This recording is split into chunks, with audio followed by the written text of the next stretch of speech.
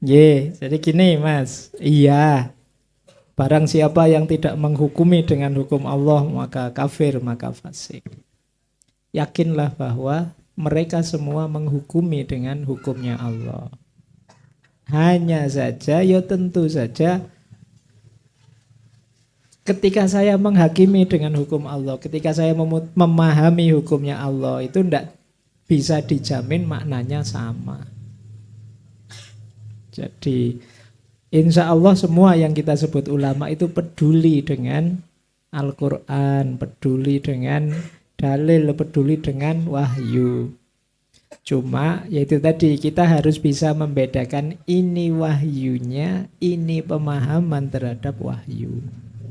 Yang hari ini orang sulit membedakan itu.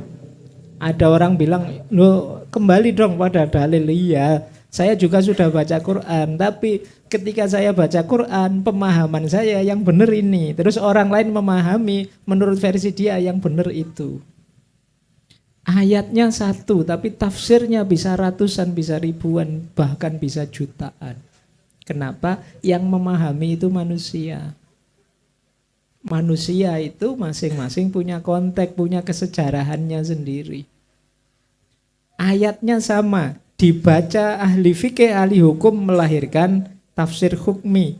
Dibaca ahli filsafat melahirkan tafsir falsafi. Dibaca ahli tasawuf melahirkan tafsir sufi, tafsir isyari.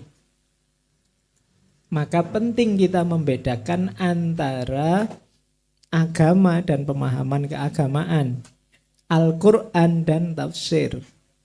Al-Quran pasti benar, ya. Agama pasti benar, ya. Tapi tafsir kita, pemahaman kita terhadap Al-Quran tidak. Pemahaman terhadap agama ya juga tidak pasti benar, karena yang memahami kita, yang memahami manusia. Maka jangan dikira kalau wah berarti tidak menghukumi dengan hukum Allah. Lo menghukumi dengan hukum Allah itu bagaimana? Seperti ini, seperti ini, seperti ini. Itu kan tafsirmu.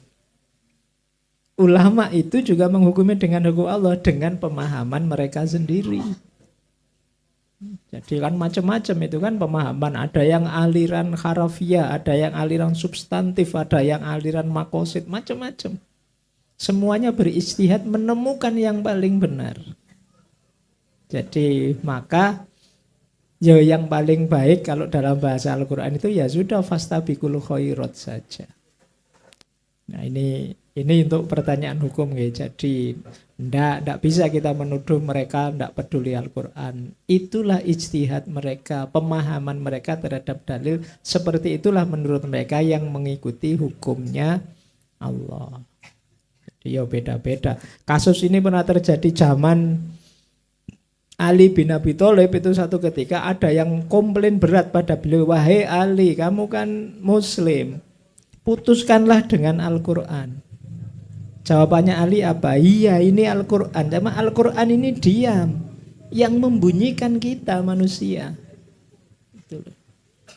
Jadi kamu kan pinginnya sebenarnya bukan nyuruh aku ikut Al-Quran, tapi nyuruh aku ikut kamu. Dan itu kan yang sering terjadi gitu loh. Orang yang beda dengan kita sebut tidak mengikuti Al-Quran. Tapi sebenarnya ya karena beda saja dengan kitanya, bukan dengan Qur'annya. Karena Al-Quran itu kan nasnya terbuka, bisa melahirkan banyak tafsir. Nah itu yang pertama. Yang kedua ini ganti ke ilmu kalam ini ya. Wis ndak apa-apa tak jawab saisa-isane ya Mas. Tentang keabadian. Sekarang gini deh, saya sarankan saja ya biar saya ndak capek menjelaskan. Kamu baca tahafudnya Ibnu Rus yang beliau membantah Imam Ghazali. Jadi ya di situ dijelaskan ada level-level kekodiman. Jadi kalau ada orang bilang abadi level duniawi, ya abadi itu kan tidak seabadinya Tuhan.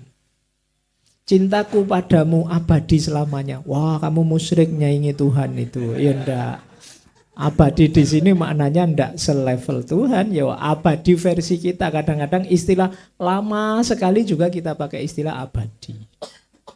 Jadi jangan terjebak oleh idiom-idiom yang beda level. Karena ya Allah juga untuk dikenal ya akhirnya bertajalli. Bertajalli itu menampakkan diri dengan tindakan dan sifat-sifatnya sehingga kita mengenali dia. Kalau Allah sepenuhnya mukhalafatul lil khawaditsi, kita tidak akan kenal. Pasti kita tidak akan bisa menemukannya, tidak akan bisa mengenalinya.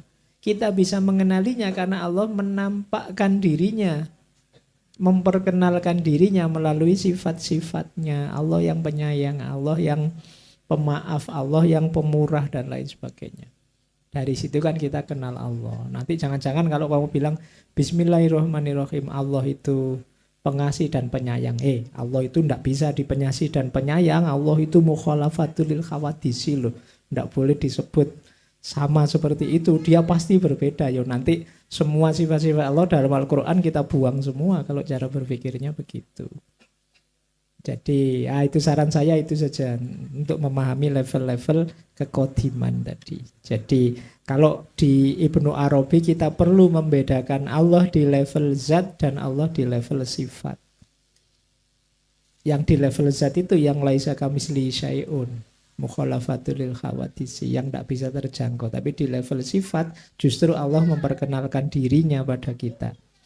Ini yang kalau kata Ibnu Rus tadi agak disalahpahami oleh Imam Ghazali. Beliau tidak bisa membedakan dua tataran ini.